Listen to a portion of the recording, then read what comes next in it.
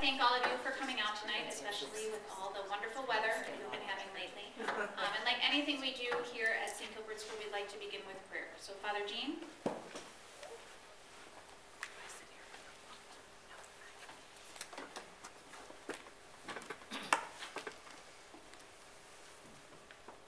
What a beginning of spring, huh? With the rain and the snow of today, leads us into this Sunday's scripture readings. And what we like to do is always read one of the scripture readings before any of the meetings to help set our focus, that we are a people of faith, we are a community of faith that is led and guided by our God. And so this Sunday in particular talks about water. The first reading from Exodus, and then we all know the story of the woman at the well and Jesus speaking to her and the need for thirst and the everlasting and ever-giving water. But anyway, the reading from Exodus goes, "In those days, in their thirst for water, the people grumbled against Moses, saying, 'Why did you ever make us leave Egypt? Was it to have us die here of thirst with our children and our livestock?' So Moses cried out to the Lord, 'What shall I do with this people? A little more and they will stone me.' The Lord answered Moses, 'Go over there in front of the people, along with some of the elders of Israel, holding in your hand as you go the staff with which you struck the river. I will be standing there in front of you on the rock of Horeb. Strike the rock, and water will flow from it for the people to drink.' This Moses did in the presence of the elders of Israel. The place was called Massah and Meribah, because the Israelites quarreled there and tested the Lord, saying, 'Is the Lord in our midst or not?'" Maybe if we look at our lives, sometimes we become like the people of Israel. We forget about the good things that God has done and currently is doing with us. And sometimes we focus in on the absence of water within our life. And what may that water be? For us, it could be anything, from economy, it could be relationships, it could be food, it could be whatever.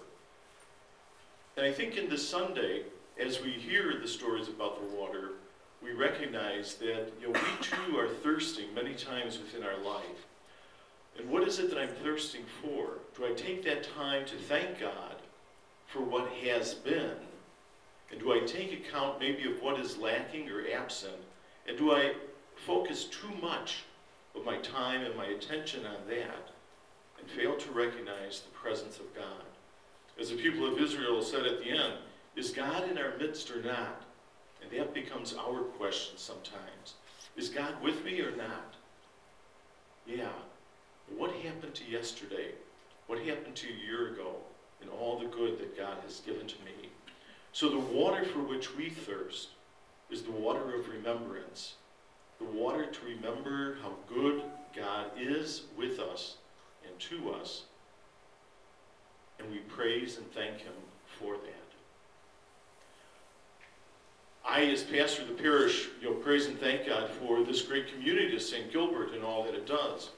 For our great school, for the administration, for Mrs. O'Connor, for the faculty, for the organizations, the school board, for the Family School Association, especially all of the parents, because it's the whole group working together that really makes our thirst for living waters alive and brings to fruition all that we are and all that we could do. There are possibilities that we strive for, and we can't get them now. But it's good to have those dreams. It's good to have those possibilities lie open before us. But to take those steps gradually to see, how do we live? And what is the absence that I may have to get rid of in my life to recognize God? Eddie Hellesum once wrote that I am a well and God is present within me. But sometimes the sand and the grit and the rocks of daily life get thrown into that well, and I cannot see or feel the presence of God giving me relief. I have to rid myself of those stones, of that grit, and of that sand, in order to see God's goodness. That's what the season of Lent is about. But I truly believe that's what our entire lives are all about. Seeing God in the well of our lives, getting rid of the sand, the grit, and the rocks, so that we may live that living water. Thank you for all that you do for this community of St. Gilbert, for what you do for the school, and the great and awesome task that this is, and the great things that happen here academically, spiritually, and athletically. It all blends together, it all joins together because of many dynamic forces and the water which God gives us to continue. This time I'd like to turn it over to Mrs. O'Connor, our principal, and I'd like to express my gratitude to her for all that she has done in these past few months as our new principal, very much so. Ellie, thank you much.